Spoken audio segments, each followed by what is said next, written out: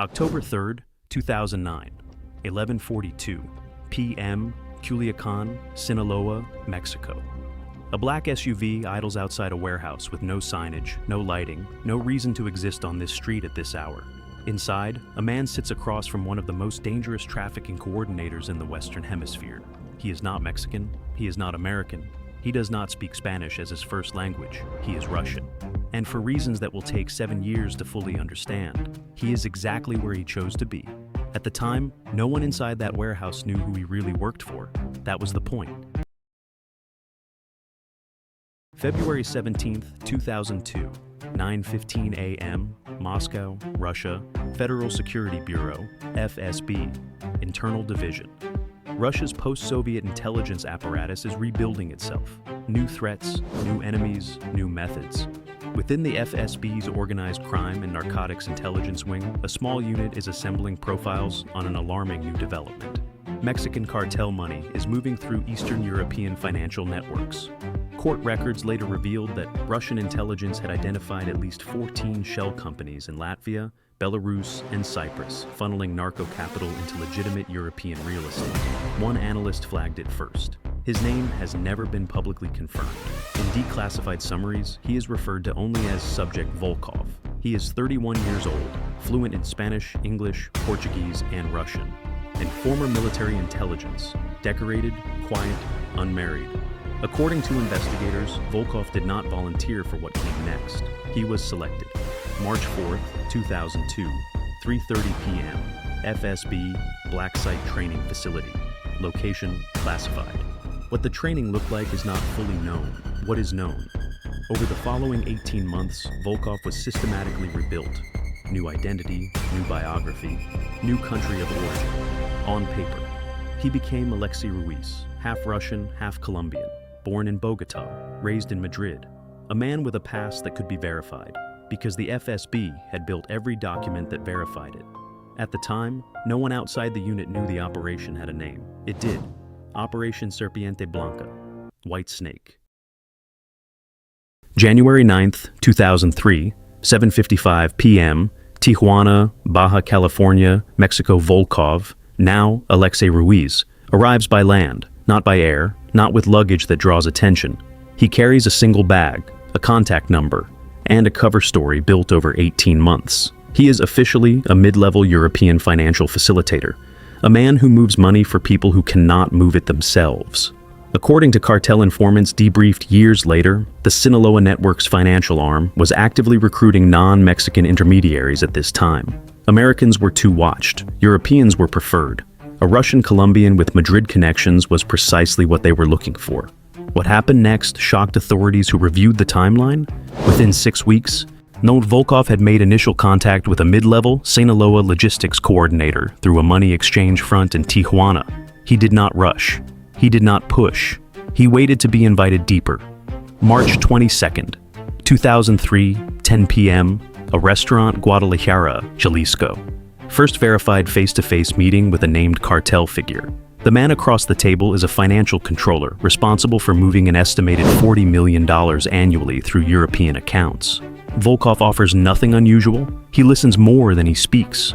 According to investigators, the cartel figure later told an associate, "This Russian knows how to be patient." That was the first sign they trusted him. It was exactly what the FSB had trained him to project. November 14th, 2005, 2 a.m., Culiacan, Sinaloa. 2 years into the operation, Volkov has moved from peripheral contact to embedded participant. He is now handling real transactions, real money, real exposure. This was not planned as part of the original operation scope. Court records later revealed that FSB handlers in Moscow grew deeply uncomfortable in 2005 when Volkov reported he had been asked to personally oversee a transfer of $11 million through a Cyprus account, an account that was real, functional, and traceable. To maintain cover, he executed the transfer. The FSB said nothing publicly. Internally, the operation classification was upgraded. Volkov was no longer a peripheral observer. He was a functioning node inside the Sinaloa financial infrastructure. August 7th, 2007, at 6:30 p.m., Mexico City safe house 4 years in. The intelligence Volkov is generating is significant. names, routes, shell company networks across 12 countries, cartel communication methods, bribery channels inside Mexican federal institutions. According to investigators, the FSB shared selective intelligence with Interpol, carefully sanitized to protect the source. What they did not share, how deep Volkov had gone, or that he had at some point stopped filing regular reports. For 11 weeks in mid-2007, there was silence. No contact, no signal, no confirmation he was alive. The FSB did not activate a rescue protocol. They waited. October 2nd, 2007, 11:59 p.m., Monterrey, Nuevo León. Volkov reestablishes contact. The reason for the silence is not fully disclosed in any available record. Name what the report summary states is this: at subject Volkov encountered a threat to operational security requiring full communication blackout. Threat was neutralized. Operation continues. What neutralized means in this context has never been explained. The operation continues. June 18, 2008, 4:45 a.m., Sinaloa Mountain Region. Volkov is present at a logistics coordination meeting involving senior cartel leadership. This is the deepest confirmed penetration of a major Mexican cartel by a foreign intelligence asset in documented history. He is one of perhaps 4 non-Mexican nationals ever trusted at this level. According to one intelligence analyst interviewed years later, what Volkov was doing had no playbook. There was no protocol for what he was experiencing. He was improvising survival in real time for years. The question no one has fully answered: at what point does an undercover operative stop performing loyalty and begin to feel it? February 28, 2009, 8:20 a.m., FSB headquarters, Moscow. An internal audit flags an anomaly. Financial flows that Volkov has been monitoring show a pattern that does not match what he reported 6 months prior. Either the cartel changed their routing structure, or Volkov gave incomplete intelligence. A review board is convened, quietly, no external notification. The conclusion is not documented in any declassified record. What is documented? Volkov's handler is reassigned, a new contact protocol is issued, and for the first time in the operation's history, an extraction contingency plan is formally drafted. October 3rd, 2009, 11:42 p.m., Culiacan, Sinaloa. This is the night from the opening, the black SUV, the warehouse, the meeting. What is now known from later testimony, this meeting was not routine. A senior cartel figure had received information from an unknown source that a European financial operator inside their network had connections to a foreign government. The name they had was not Volkov. It was not Alexei Ruiz. It was a third alias, one the FSB had not authorized. According to investigators, Volkov had constructed a backup identity on his own, without sanction, without disclosure. Why is still debated.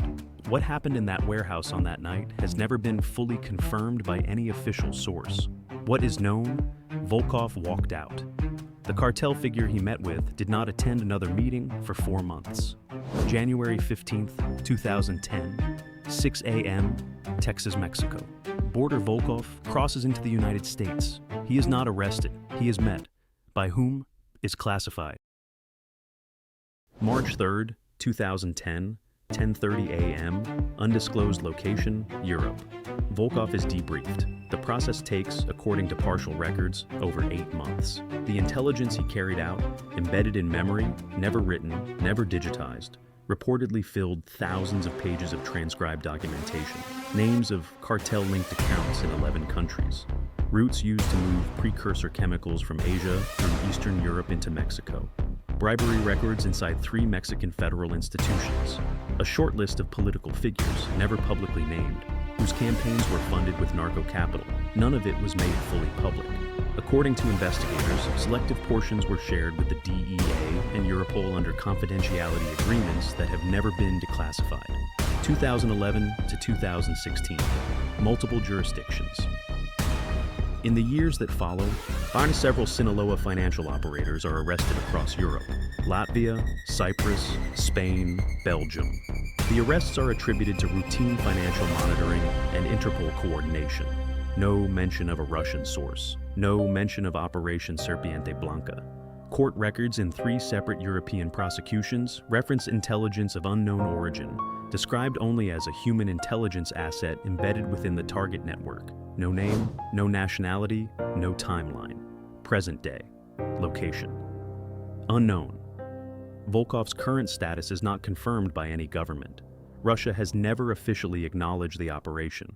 Mexico has never confirmed a foreign intelligence penetration of the Sinaloa cartel at this level. The United States has neither confirmed nor denied contact with the individual. What remains is this: for 7 years, one man lived inside one of the most violent criminal organizations in modern history. He moved their money, he attended their meetings, he survived their suspicions. And when he walked out, he carried with him information that governments spent years quietly using. While publicly denying it existed, the cartel never stopped operating. The money never stopped moving. And somewhere, the man once called Alexei Ruiz lives under a name no record confirms, in a country no document names. According to investigators, that was always the plan. Whether it was his plan or theirs, no one has said.